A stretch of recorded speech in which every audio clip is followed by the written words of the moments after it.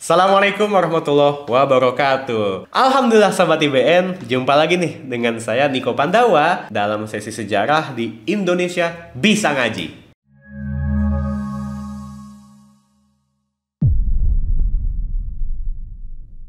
Nah teman-teman semua, pernah nggak terutama yang berasal dari Jabodetabek atau Jawa Barat dulu waktu sekolah nih melakukan study tour. Study tournya biasanya tuh yang jadi pilihan ke Jawa tentunya. Nah ketika ke Jawa itu Yogyakarta atau paling jauh ke Malang atau mungkin ada yang sampai nyebrang ke Bali. Biasanya yang dijadikan sebagai destinasi wisata itu adalah candi-candi. Sebenarnya ada apa sih dengan candi-candi? Nah, tentu candi-candi itu adalah warisan daripada peradaban orang Indonesia di masa lalu. Orang Jawa, orang Bali, kalau Sunda nggak ada candi ya? Ada di Rancaikek Pak, candi itu. Candi apaan? Ada keruntuhan. Di Garut juga ada Candi Cangkuang. Ya, cuma satu doang. Ya sih. Ada juga di Karawang baru ditemuin tuh, Batu Jaya. Nah, tapi yang rata-rata itu kan ditemuin di Jawa Tengah, Jawa Timur, Bali apalagi. Nah, itu sebenarnya ya tidak apa-apa, salah satu warisan daripada peradaban orang-orang dahulu. Tapi benar nggak sih kepikiran ketika dikomparasikan dengan peradaban Islam di Jawa atau bahkan di Bali?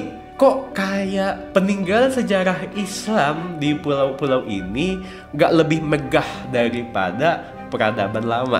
Kita kalau melihat ke destinasi sejarah Islam di Jawa Tengah atau di Jawa Timur, pasti mutlak itu ke makam, ya kan? Wisata ziarah atau ke masjid atau yang cukup megah ke kesultanan, ada keraton ya. Kenapa kemudian orang-orang Islam di masa dulu itu tidak meninggalkan warisan fisik yang megah dibandingkan apa yang dihasilkan oleh orang-orang Shiva Buddha atau Hindu Buddha di masa Majapahit, Singosari, Jenggala, Kediri, dan lain-lain. Nah, begini teman-teman, memang ada perbedaan mendasar dalam hal peradaban antara Islam dengan peradaban India. Jadi kalau misalkan peradaban India, yang bahkan bukan cuma di India, tapi juga kita dapati di Romawi, kemudian di Mesir kuno, atau bahkan di peradaban-peradaban yang sangat lama seperti Babilonia, Mesopotamia, Persia. Rata-rata peradaban yang di luar Islam itu memang meninggikan suatu warisan fisik, sehingga orang-orang di masa lampau, di masa-masa peradaban pra-Islam itu berlomba-lomba untuk membangun bangunan yang megah, membangun piramid, membangun istana, membangun candi. Dan itu ternyata tidak diterapkan oleh orang-orang Islam. Ya mungkin kalau kita lihat peradaban Islam dunia itu juga banyak meninggalkan warisan fisik seperti masjid-masjid atau istana yang lazimnya kita dapati di Turki, di India, atau bahkan di Timur Tengah yang lain ya. Tapi kalau di Indonesia itu rata-rata apa? Ya tadi yang sederhana-sederhana dalam tanda kutip, makam, masjid. Kenapa peradaban Islam di Indonesia atau di Jawa dan Bali tidak lebih megah daripada peradaban Hindu Buddha? Begini teman-teman, peradaban Islam itu adalah sebuah peradaban yang menitik beratkan kepada rasionalitas, kepada akal budi manusia. Sehingga seruan paling awal yang diturunkan Allah melalui perantara Jibril dan diterima oleh Rasulullah Muhammad SAW adalah ayat yang sama-sama kita tahu. A'udzubillahi minasyaitonirrajim. Iqra bismi rabbikal ladzi khalaq. Bacalah dengan menyebut Tuhanmu yang telah menciptakan. Jadi Allah itu atau agama Islam itu memang tidak menitik beratkan kepada umatnya untuk membangun bangunan megah.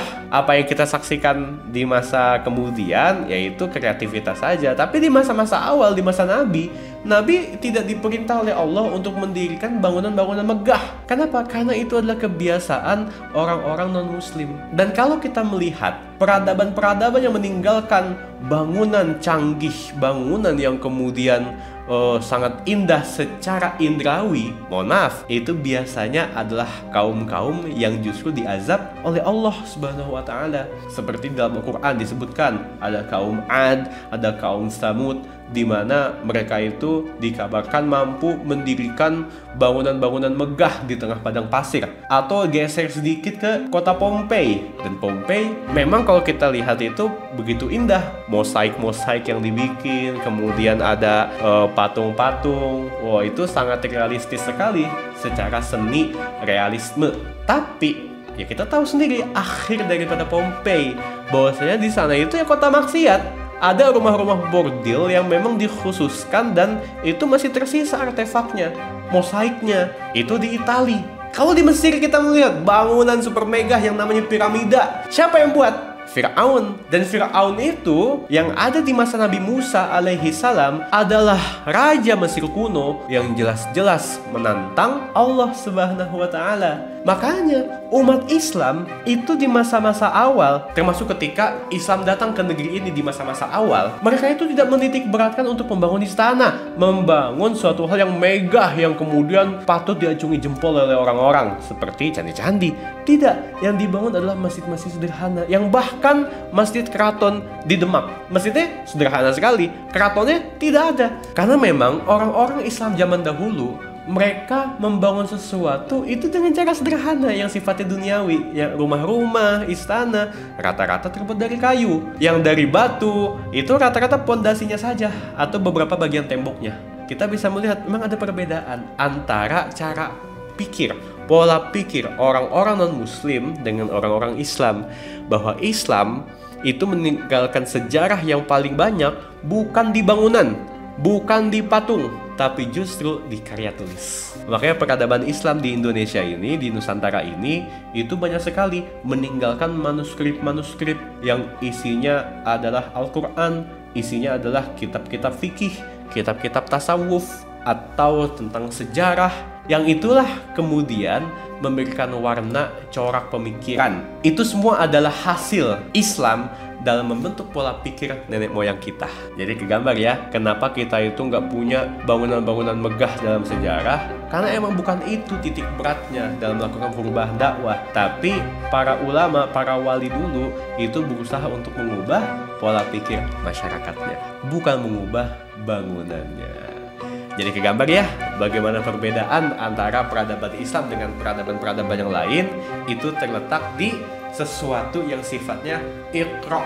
Jadi itu yang bisa disampaikan, mudah-mudahan ini bisa mencerahkan dan menjadikan inspirasi untuk Sobat IBN untuk lebih taat dan lebih semangat lagi belajarnya. Assalamualaikum warahmatullahi wabarakatuh.